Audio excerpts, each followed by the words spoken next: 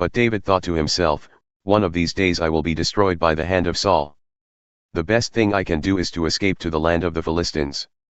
Then Saul will give up searching for me anywhere in Israel, and I will slip out of his hand. So David and the 600 men with him left and went over to Achish son of Maok king of Gath. David and his men settled in Gath with Achish.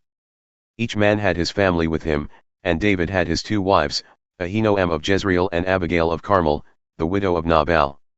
When Saul was told that David had fled to Gath, he no longer searched for him. Then David said to Achish, "If I have found favor in your eyes, let a place be assigned to me in one of the country towns, that I may live there. Why should your servant live in the royal city with you?" So on that day Achish gave him Ziklag, and it has belonged to the kings of Judah ever since. David lived in Philistine territory a year and 4 months. Now David and his men went up and raided the Geshurites, the Girzites, and the Amalekites. From ancient times these peoples had lived in the land extending to Shur and Egypt. Whenever David attacked an area, he did not leave a man or woman alive, but took sheep and cattle, donkeys and camels, and clothes. Then he returned to Achish. When Achish asked, "Where did you go raiding today?" David would say, "Against the Negev of Judah or against the Negev of Jerahmeel or against the Negev of the Kenites." He did not leave a man or woman alive to be brought to Gath, for he thought, they might inform on us and say, "This is what David did." And such was his practice as long as he lived in Philistine territory. Achish trusted David and said to himself, "He has become so obnoxious to his people, the Israelites, that he will be my servant for life." In those days the Philistines gathered their forces to fight against Israel. Achish said to David, "You must understand that you and your men will accompany me in the army." David said, "Then you will see for yourself what your servant can do."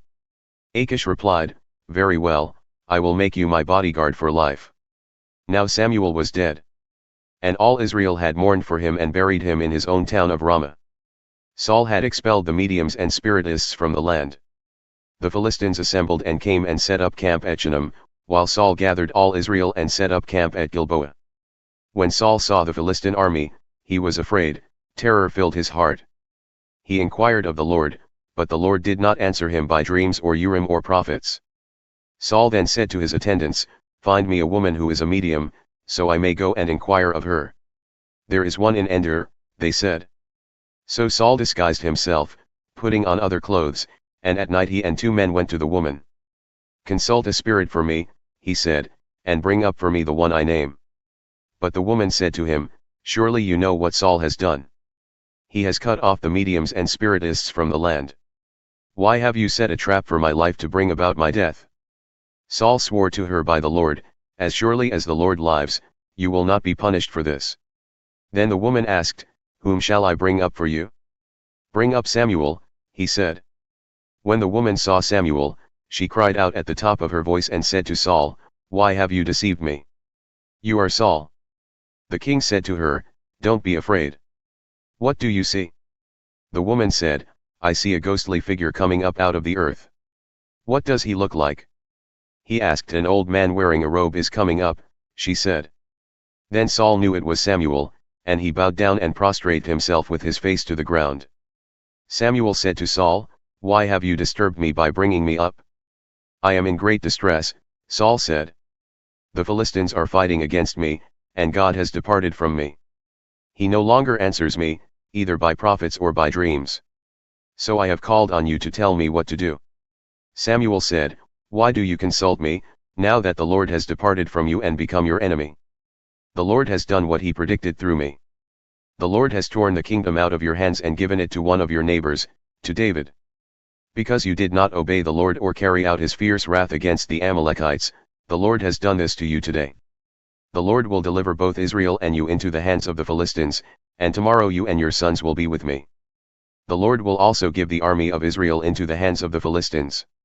Immediately Saul fell full length on the ground, filled with fear because of Samuel's words. His strength was gone, for he had eaten nothing all that day and all that night. When the woman came to Saul and saw that he was greatly shaken, she said, "Look, your servant has obeyed you. I took my life in my hands and did what you told me to do. Now please listen to your servant and let me give you some food so you may eat and have the strength to go on your way." He refused and said, "I will not eat." But his men joined the woman in urging him, and he listened to them. He got up from the ground and sat on the couch. The woman had a fattened calf at the house, which she butchered at once. She took some flour, kneaded it and baked bread without yeast. Then she set it before Saul and his men, and they ate. That same night they got up and left. The Philistines gathered all their forces at Aphek, and Israel camped by the spring in Jezreel. As the Philistine rulers marched with their units of hundreds and thousands, David and his men were marching at the rear with Achish. The commanders of the Philistines asked, "What about these Hebrews?" Achish replied, "Is this not David, who was an officer of Saul king of Israel? He has already been with me for over a year, and from the day he left Saul until now, I have found no fault in him."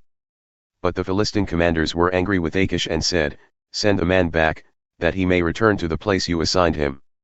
He must not go with us into battle, or he will turn against us during the fighting. How better could he regain his master's favor than by taking the heads of our own men? Isn't this the David they sang about in their dances, Saul has slain his thousands, and David his tens of thousands?" So Achish called David and said to him, "As surely as the Lord lives, you have been reliable, and I would be pleased to have you serve with me in the army. From the day you came to me until today, I have found no fault in you, but the rulers don't approve of you. Now turn back and go in peace, do nothing to displease the Philistine rulers." "But what have I done?" asked David. "What have you found against your servant from the day I came to you until now? Why can't I go and fight against the enemies of my lord the king?"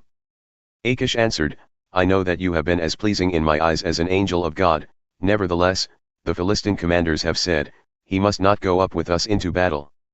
Now get up early, along with your master's servants who have come with you. And leave in the morning as soon as it is light."